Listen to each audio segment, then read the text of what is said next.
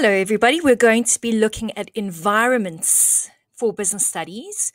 This section is definitely needed for grade 11 and grade 12. So I have included some of the grade 12 elements in, which will just help you if you are in grade 11 and you cannot get it marked wrong, in a sense. Okay, so let's have a look at what is an environmental scan and why do companies need to do environmental scanning. So you need to understand what's happening in the areas that could affect your business. So remember, we've got three environments. We've got the micro environment, which is your company, which is Mr. Price itself, with the people and the policies and the processes within the micro environments. You then get a market environment, which is your competitors and your suppliers and trade unions. You can't really control it, but you can influence that market. And then you get the macro environment, which is your pestle, political, economic, social, technological, all those areas that you don't really have any control over, but you can put strategies in place to ensure that you kind of are able to counter any of those issues. Okay, so an environmental scan is now looking at those different markets as a company. So Mr. Price would need to ensure that they are always looking at what is the competitors doing, what is the economy doing, what are there any law changes, so that they can ensure that they are able to put strategies in place to kind of win, to ensure that they are always on top of changes. For example, look at what's happened with load shedding. Now, load shedding, our energy crisis in South Africa, is a huge issue. As a retailer, I thought Checkers did this very well. They equipped all their stores immediately. Everyone's got a generator because they've realized that load shedding is not going away and that they have to actually put a plan in place, formulate an energy crisis strategy to combat what is happening that they have no control over so that they're still able to trade. Mr. Price did not do that. I remember going into a shopping center and when there was load shedding, Mr. Price would close the doors. So they lost 1 billion rands worth of sales because they did not have a strategy to combat that external, uncontrollable issue. Okay, so where does an environmental scan fit in? It is very much looking at what is the vision and the mission of your company. You need to understand as Mr. Price, what is our vision? So let's look at Mr. Price. Their vision is to be the most valuable retailer in Africa. Passion, value, and partnership are at the heart of our business. So that is part of their vision. That is their vision. Now they need to formulate strategies to ensure that they are working towards that vision and achieving that vision. So how did they say they're going to be the most valuable? Well, they need to formulate a strategy. So Mr. Price at the moment is looking at a growth strategy. And what have they said they're going to be doing? They're going to sell off excess stock and grow new acquisitions. Why? Where did they see that they've got to do this? Well, they have to clear excess stock that piled up as a result of electricity blackouts that cut their trading hours. So part of the macro environment, part of pestle, under political, we're going to have an energy crisis little bullet. And this has impacted on Mr. Price because now they've got excess stock. So their vision and mission is to be the most valuable retailer. They're formulating a strategy to say we are going to be growing in a time of recession, inflation, unemployment rate, energy crisis. We are going to have a growth strategy. And what we need to do is sell off our excess stock and grow new acquisitions. Now they're going to implement the strategy is the next step. So they diversify. They want to grow new acquisitions and open standalone stores for children's clothing. How do they clear excess stock? Maybe they can use and recycle that excess stock. Maybe that could be used into something else. And then always, always, always, what do? You are going to evaluate and control your strategy. So environmental scan, it fits into the vision and mission where you're formulating your strategy, you implement your strategy, and then you evaluate and control it. This diagram is really, really very helpful, and I've actually seen it in an exam. So you've got environmental scanning. You have internal environmental scanning, which is your microenvironment, and that is Mr. Price. That is the actual head office, and they are looking within their business. And there are various tools that they can use to come up with strategies in order to combat anything that's happening in the external environments. So, in your micro environment, you're going to have the SWOT analysis, and that is where you look at strengths and weaknesses. There's a value chain analysis, a resource-based analysis, a balanced scorecard. You can implement various strategies. Look at what Mr. Price has done. They've implemented a growth strategy. You can do a pros and cons list. There is the Delphi technique, a decision tree. You can relook your vision and your mission. TQM is total quality management. In your microenvironments, another tool is a 360-degree performance appraisal, and you can have benchmarking. There are other tools that you can use, and if you had to come up with any one of those strategies to combat an issue, you will not be wrong. But I've just picked out 12 of them in the micro that we can have a look at and go into a little bit more detail in other episodes that we're going to be doing on this section. Environmental scanning in your external environment. There are two environments, market environment and your macro. Now, your market environment is exactly that. It's the market that you play in as Mr. Price. So it's your competitors, it's your customers, it's your suppliers, it's trade unions, industry, associations, anything that will influence you or affect you, but you have no control over it. You can influence, but you have no control. The two tools that you will use here is your 6 forces model, the Porter's 6 forces model, and here you're going to look at the opportunities and threats of your SWOT. In your macro environment, that is your external environment, outside of everything, and there you're looking at political, economic, social, technological, legal, physical, ethical, environmental, all those elements form part of PESTLE.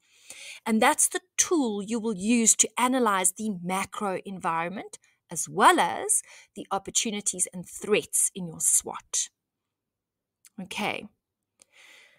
Right.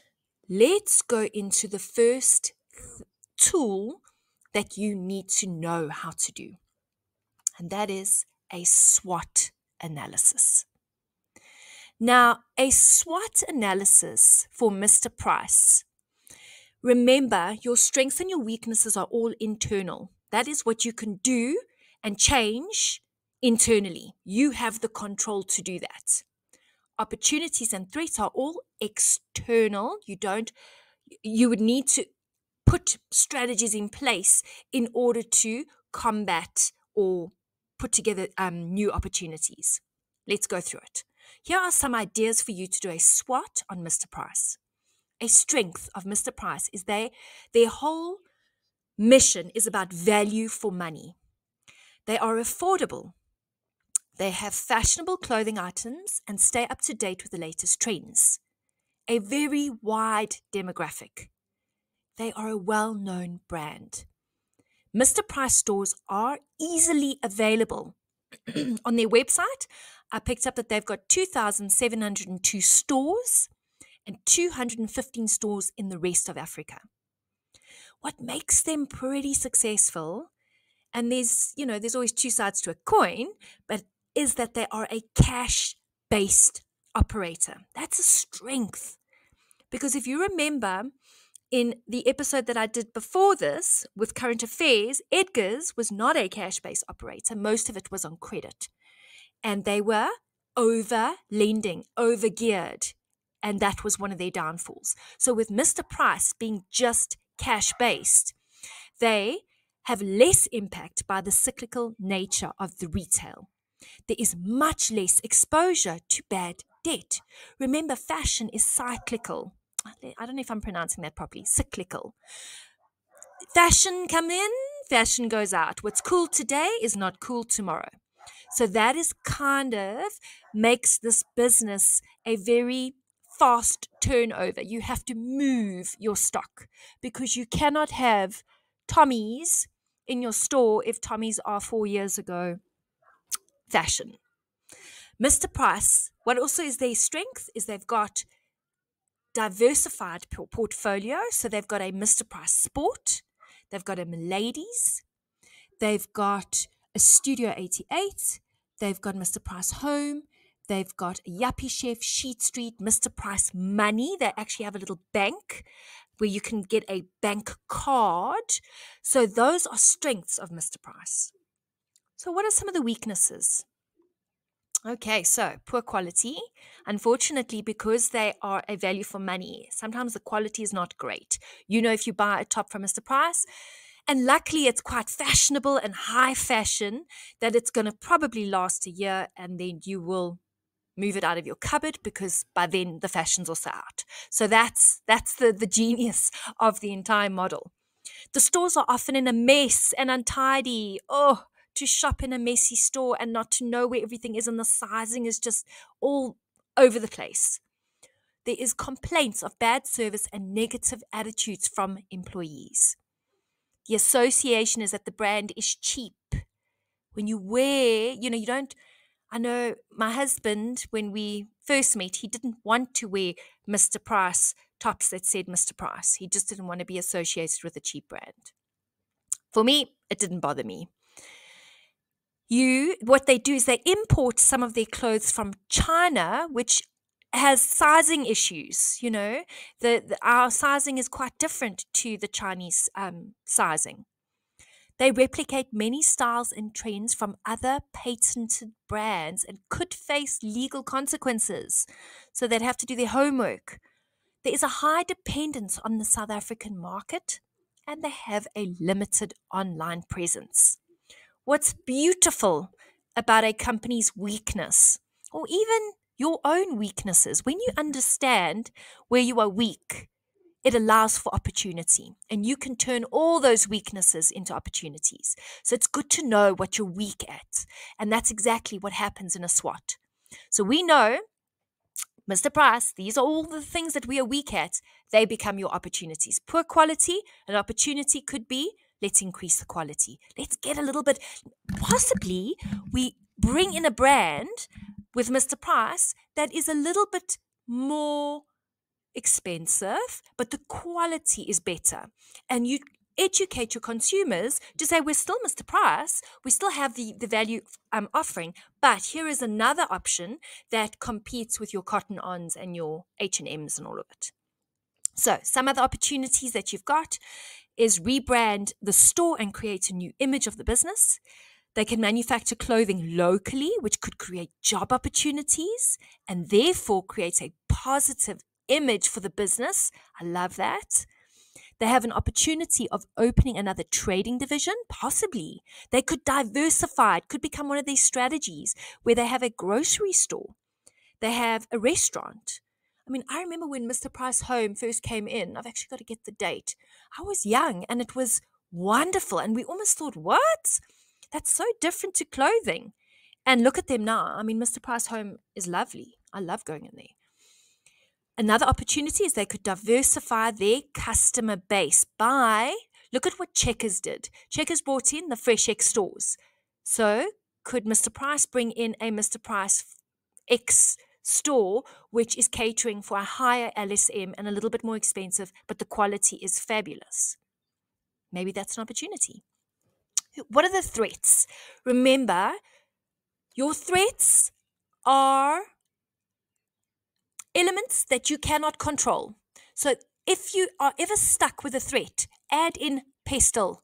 Add in some pestle elements, anything from pestle, and it will be right. A threat is not something that you can control. You have no control over it. But you can put strategies in place to try and combat the threat. So they've got competitors. Shein is huge. Shein has come on full force. Zama, Cotton On, Pick and Pay Clothing, Pep, Ackermans, Truworths, Foschini, and Woolworths are all competitors and they are threats. Load shedding. The energy crisis is a huge threat for Mr. Price and South Africa. Theft. Because these stores are so mixed and matched and dear mekaar, you almost can get away with possibly stealing. There's some shoplifting that would probably be a big problem, a big threat. And how do you curb that? Economic factors such as labor costs and fuel prices, which are constantly rising. Short-loved fashion trends is a threat. If purple polka dot pants are in today, but a week later they're out, have you moved all those purple polka dot pants? And then, of course, another threat is your exchange rate. Right. Grade 11s, grade 12s. I'm going to leave it at that. Digest this information. In the next episode, we are going to kick off with our macro environment, looking at pestle. Remember what we've done now is we've done 3 tools that you can use. Strengths and weaknesses is in your micro environment. So you would do a strength and weakness analysis. In your market and your macro environment, you're going to look at your opportunities and threats. I will see you in the next episode. All the very best. Bye.